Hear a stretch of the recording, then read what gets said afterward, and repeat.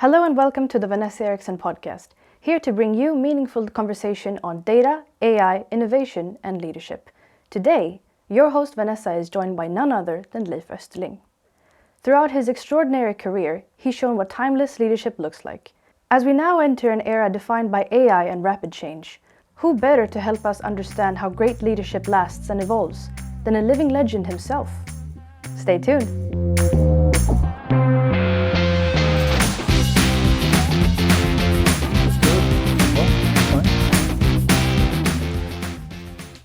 Welcome, Leif. Thank you so much. It is such an honor. It is an honor to have you. And it's a pleasure to be here.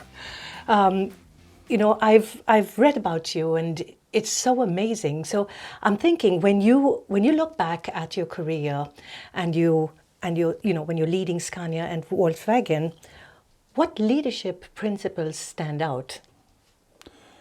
You mean in the companies or? Yeah. The principles I'm using myself, because leadership principles are changing over the time. Yeah.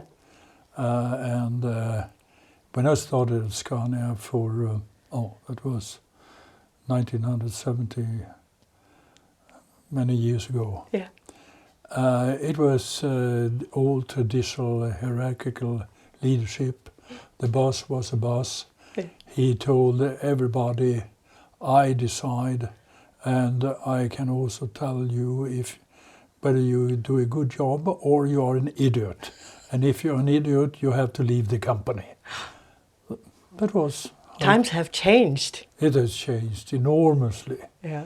And very much to the better.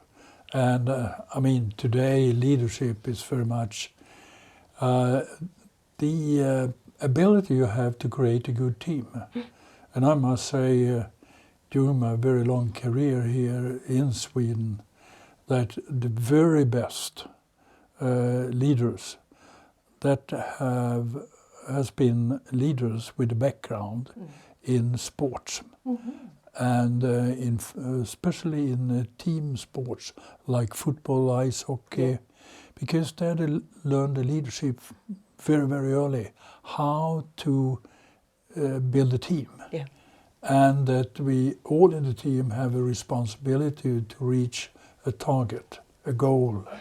And we do everything we can to help each other. It's not the, let's say... Solo artist? Oh, exactly. The old-fashioned way. Yeah. And also what I used to say, the old military way of looking upon the soldiers. Yeah. And send them just out. Yes. Thank you. I'm thinking Scania has always been known for their industrial excellence. If you were leading it today and considering the whole AI movement, what would you do differently? Now, I would say the AI started many years ago. And I'm an engineer and originally a mechanical but also a system engineer. I started to study that in the 60s. Okay. And in the very old-fashioned way at the time, but I've been following it with great interest. And AI is just a continuation of an enormous development, and especially we learned a lot, or the US learned a lot from their moon landing projects they had, and I was in the US with the first when Neil Armstrong was stepping out from on the moon, when he said, "It's a small step for the man, a huge step for the mankind." Yeah.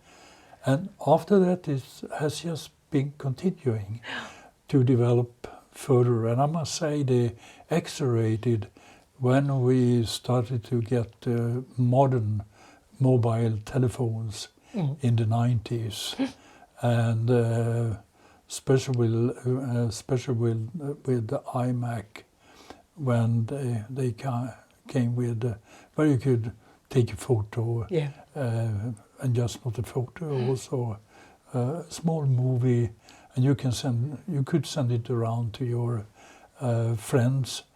So it opened up a completely new dimension in communication. And that also changed a lot of the leadership. Yeah. Because everybody was, let's say, very well informed. And you could also tell a story with the photos or the short movie you were sending around, and you could send it from one part of the world to another part of the world. And that meant no long reports anymore. And longer, yes. No. And you could just tell a story to the picture or the movie you were sending. So communication has changed tremendously. And that means also for the leadership. And I saw it in the beginning of the 90s when we started in the production to bring in robots in it. And we learned also very much from Toyota, the Toyota manufacturing system. And we put in more and more robots, and it was fantastic how it helped people in the manufacturing. We increased the output per employee in a 10-year period with a factor 7. Wow. Yeah. And we also decreased all the damages with your health, accidents, with almost 90%. And that was a result of the robots, but also the iPhones and the communication. So we have been working with a type of AI all this time, and we have learned more and more and more from it. And now we are in the next phase where we get these supercomputers where we can put in so much information that human beings can't think of. And we have search engines, a new type of robots that can go in and there bring out information that you need for your work. Yes. And I think it's just not on manual work, also on all service work. Investigations, all that you make, you can learn tremendously. Yes. And also, with the demographic development in the world, we need AI to improve productivity and to make it easier for people to work. Yes. So absolutely. I just see it very positive. With one exception, we have also to respect that the integrity of human beings, so we are not ruin the reputation of AI. Yeah, true that. But do you think that AI demands a different kind of leadership? Because I think just reflecting on your last point, because you have the integrity of people, of the systems as well. What kind of leadership do you think is required today? I think it's a gradual change of the leadership. And when I said that the best leaders we work with were people coming from the team sports, football and all, because there you also have to learn how to respect the people you're working together with to reach result. And this is, today you can't sit there just behind your desk, on your chair and give orders. No, that time is over. You have to live with the people you're working together with. You have to look upon them as a team, and you have also to respect each individual for what individual is, and where the ability of an individual is. Because in many cases you find out, no, this person is not good on this type of job, but we have another job where he or she will be much, much better. True. What risk do you think business leaders are underestimating today? Do you see any? No, I see, it's always, I see there are always risks. I think we are talking about a risk here that some leaders are not fully understanding the respect for the individual. Yeah. But, and I've seen such leaders too. Yeah. And when I was in charge of chief executive of Scania, we just moved them away to other types of job. Okay. We said, if you can't work with a team, then it's better that you become a specialist with no employees underneath you, so you can focus and concentrate on what you really love to do. Yeah. And your social ability to work with people is not so good. And very many were saying, oh, it's so good, I can make a career to be a specialist. Yeah. And I don't need all this going around with my people and hear if there are problems with their marriage or the children and so on. I hate it. Yeah, I recognize that, because not everybody is born to lead people, and you can still be very good at what you do. So I guess that is also the opportunities then that you presented the employees with, because it's not enough to just remove somebody, but give them also a chance to still continue to grow. Absolutely, because most of them are very good. Yeah. But they are trained to be a specialist because they like to be a specialist and not a team leader. Yes. And then you can't, if they have no interest in becoming a team leader, which a manager has to be, a leader has to be, then it's better that that person is not a team leader. Sure. It's just working with what is really interesting him or her. Yes. The concept of AI factories is gaining momentum, where a lot of the processes are optimized through AI. Do you believe we're heading into a place where factories will be fully automated? It depends on what you mean with Fully automated. Fully automated. I would say that the Toyota system is a very good process. Step by step by step, you can follow the process. And in fact, it's the old Ford process from the 30s.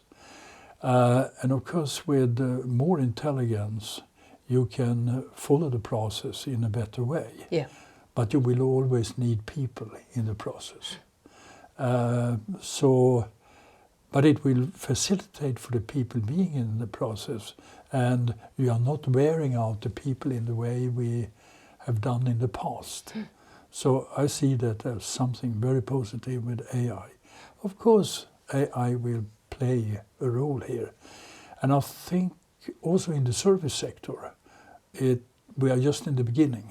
It can play a much bigger role in the service sector when you take care of people, elderly people, and so on, to really, person by person, finding out what is working well for this person and what is not working well. Where is the help really needed? But if we think that, that we're going into this phase where it's going to be fully automated because AI is doing so much, what would you say, do you foresee would be the biggest challenge in this transition? Is it from a people perspective, or is it the change management? Because also adapting to new ways with AI, not everybody wants to do that, because sometimes it's harder to move into newer ways of working. In your opinion, what do you think would be the most difficult in this? You mentioned it with saying that there are people not wanting to change. Yes. It is like that because we feel comfortable with what we know. Yes. But the unknown, we find uncomfortable. Yeah. And it is to convince people to make a change. And you can do it. But it takes a little bit of time and also a little bit of help to move in that direction. Yes. And as we were talking about, there are some people or persons not liking it at all. You can never change them. No. But then you have to give them another job. Yes. Because I hear a lot where people are really worried, where would AI be taking over their jobs? So I think the pushback is coming from several areas. One is I'm used to working like this, so I don't want to change. But the other is also the fear of if I allow this, how much of my work will be taken over by AI? What am I going to be doing then? So I think the future is interesting. Oh, it's very interesting, but it always will be a balance between the human being and the AI. True. And I would say that the human being and how they look upon their way of living and what they find interesting is also shaping the AI. Yes. So it has to go together. True.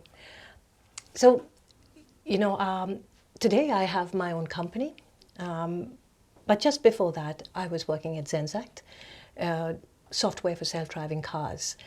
And when you are training AI to be able to save lives, to stop the car in time, to maneuver from danger, there's so much that you are, you have to depend on the AI and trust the AI to do that. And you have also been with Scania, you've been with Volkswagen, you've been with the automotive industry for a long time. There are a lot of ethical considerations today. As an example, I'm from India, and I heard that the AI in India driving a car, the AI did not recognize that a woman wearing a sari, the Indian, that was a woman. It didn't realize, it was not programmed to know that that was a woman. So I think, for me, that kind of opens up to, whoa, how much we need to be able to train the AI going forward. What I'm saying is that there's so many ethical considerations. What's your thoughts when you hear that? I quite agree with you. There are very many ethical considerations. And if you go 10, 15 years back in time, self-driving cars or trucks, that was just a couple of years ahead of us. Yeah. And it was tested. But just these examples you bring up here made it impossible to just trust AI in a car for self-driving. And we are not there yet. No. It will take a long time to be there. Yeah. I know that there's a lot of companies still on that journey, and I wish them all success. Myself, I was sitting in a Polestar with my CEO at that time, Dennis Nobelius, and it was my first drive, and we were on the highway, and we were going really fast, and then he said, because my foot automatically went to the brake because there was a truck in front of us, and he said, don't brake. And that was so hard. So I realized, yes, the car slowed down, but the trust that I place in a vehicle, that is a lot. Yeah, it is, and I think you have to, and you have gradually to build up the trust. Yes. And that is based on experience. And your reaction is quite obvious, and it should be there, because you have to be afraid of hurting or damaging your life, your life and other lives in it. It is like that. Yeah. Let's go on to Svenskt Näringsliv, where you have also worked. You've been the CEO. the chairman. The chairman of the board. Yeah. Forgive me. It doesn't matter. Yes. But somebody who shaped the enterprise policy, what would you be telling businesses, guiding them on their AI ethical development today? Yeah, very much what we have been talking about. Yeah. That you have to take this from type of business. I mean, if you're in manufacturing with cars or trucks or whatever it is, you have to respect all the problems you have there. And what is the ability of the AI you have today? And not go further than that you can trust the AI to work. If you go into the service business, healthcare, you have to go through the same considerations. Yes. And that means there is no answer to this. It's the answer you have to find from sector to sector. Yes. True. I personally believe that the healthcare finance is just as critical as the automotive, because you're saving lives, or you're developing AI to save lives. And I think from the healthcare and finance also, for the finance, it's my credit, how much, because you're working with people data and understanding patterns, and I think also for the healthcare, because there you have a bigger GDPR question of how much can I share. So yeah. I think from a healthcare also, because we're looking at federated learning, where you train the models in one hospital, for example, and then you only move the algorithm to kind of see, do we see a pattern like when COVID happened? I think that's also really interesting. So there's a lot of potential, but I think we definitely have to be very careful. And the ethical and the responsible AI has to be super strong, in my opinion. I share your opinion, absolutely, because we have to push it and push the technology, but also respect the all individuals that will be affected, let's say, in hospital and surgeries and all that. I mean, it's there are quite a number of steps to take, and it's also learning in step by step. Yeah. You learn how to go forward. Yes. You can't go from where you are today and take 10, 15 steps ahead. It's impossible. True. That will never work. True. You've had a lot of technology advancements also when you were working at Scania and Volkswagen. How has that shaped your leadership going forward? You can say that when we got more and more of information and people could send over with their iPhones exactly what has happened with a truck, what has happened with an engine, and we got it up to the R&D side, and we have said that be open, because you have to be open and take in the information and say, okay, how can we explain that this has happened? Yeah. And also in the manufacturing, in the sales, we're building in a lot of sensors in the trucks. And already in, it was 20 years ago, more than 20 years ago, we started with Eriksson to build in a communicator in each truck. That was a type of a mobile phone. Okay. Where we collected all the information from the sensors in the truck, from brakes, from filters, from the engine, and also from the cabin. And then we told the customers, you pay us 2,000 Swedish crowns a year and you get all this information. And it was a very strange answer we got from most of them. They said, we don't need it because we know. Yeah. But after then I said, okay, you get it free of charge. Yes. And after 1.5 years, everybody was saying, we thought we knew everything, but now we know how little we know. So when you get more information, which our customer got, Yeah. they started to get a quite different view on their business. Yeah. And also why certain trucks were running very well, others bad. I remember a fleet owner, operator in the southern part of Sweden.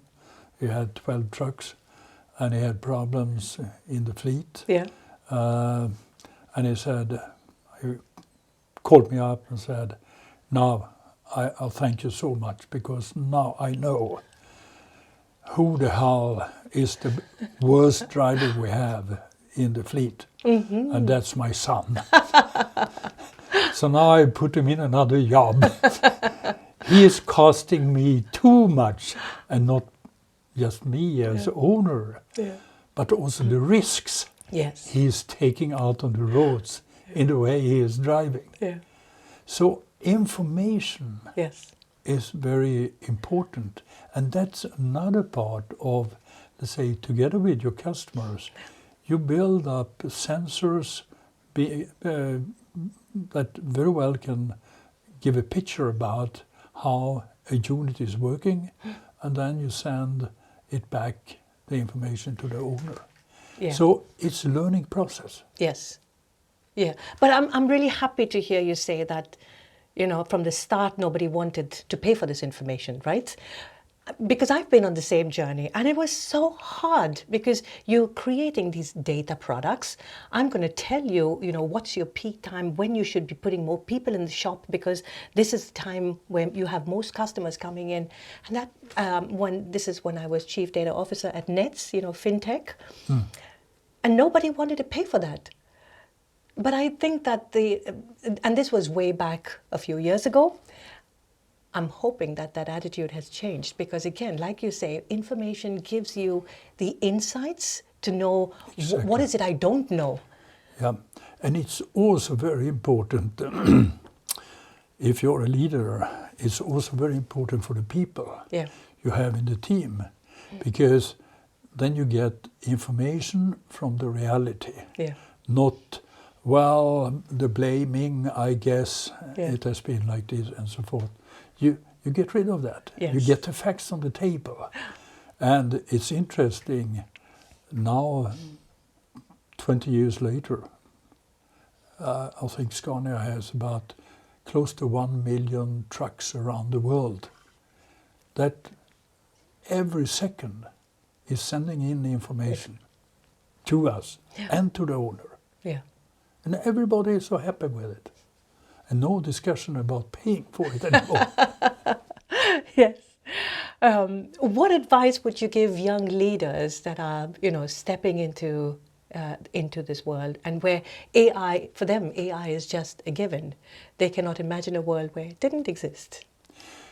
I think that young leaders is use the AI, but remember always that what's the purpose with it? And if you are in an organization, you work with customers, you have to say, we do it for the customer comes first. And when we use this, we use it to improve the life for the customer. So the customer can make more money and be more happy. Yes. Thank you. So leadership is numbers. But legacy is what we leave behind, you know, for the next generation and the next. And I'm really happy to see that your son has written about you, a biography about you, you know, your tradition, your values.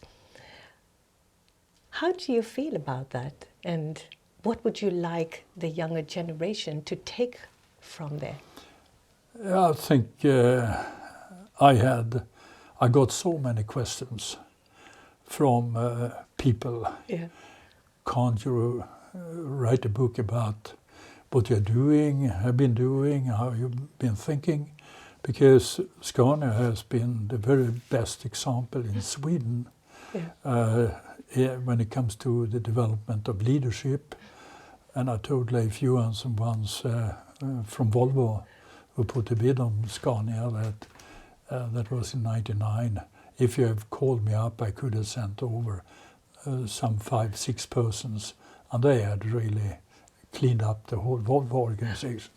That is exactly what has happened now with the whole management group of Volvo Trucks. Yeah. It's a Scania management group with the Scania thinking, and the same for Volvo Cars. Håkan Samuelsson is back there now. Yeah. And many other companies. And that was the reason why, and they said, can't you write a book about this? Because it's interesting as a book for education of leadership. Yeah. So I did it. And but it's wonderful that your son did that, because then it's really someone who knows you like nobody else. I did first a book in Swedish, and then he translated that book over to English, and that was a teamwork between the two of us. Okay. And that book, On the Road, is very, very respected, and very many books we have sold to employees around in the Scania organization worldwide, because they can't read Swedish. But English, and it has been so appreciated. Lovely. Well, that is really very touching as well. I know that you feel very strongly about education, and in a debate with Dagens Nyheter, DN, you have said how you believe schools should be taking more responsibility. I'm the founder of Girls at Technotic. I'm the chairman of the board, where we are trying to get more girls into this technology, into the space there, because we talk about diversity on the leadership and in engineering, but we see that there's a disconnect, and somewhere after school girls kind of drop out and do not proceed in that. What do you think we should be doing more to have more diversity, but also more girls taking these technical roles? Yeah, I think it's a gradual process. Yeah. It's much better now than just 30, 40 years ago, because there were no women at all in leading positions. So that's a positive way of looking at it. It has been a big change. Yes. And I think what's very good today is that there are so many women in sports, in team sports, football, ice hockey, handball, all that. And sport, and in team sports, that is really the best educator. Also for girls to take over the role of saying, no, I want to do something. I want to go into leadership. I want to win. I want to win. And that's very important. And understand how men are reasoning. Thank you. So my final question. You talked about Håkan Samuelsson. So do we see you coming back also somewhere soon? I have been in Scania so long, and also Volkswagen. I retired when I was 70 years old, but and this year I will turn 80. I try to help a lot of companies and startups, and let's say we're developing the companies, but you also have to look upon yourself and say, okay, time comes for going down. The energy is not the same as it was 20, 30 years ago. Yeah. If I may say, I see you full of energy here. I see the whole bubble and what charm. So I cannot imagine what it must have been when you were, with all these companies working, what the energy level was then. But thank you so much for sharing this journey with me and, my audiences, and for being here on my podcast. I really appreciate your time. Thank you so much. It has been a pleasure to come. Thank you. And to meet you and talk about this very important subject. Yes. Leadership. Thank you, Leif. And AI. And AI, yes. Thank you, Leif.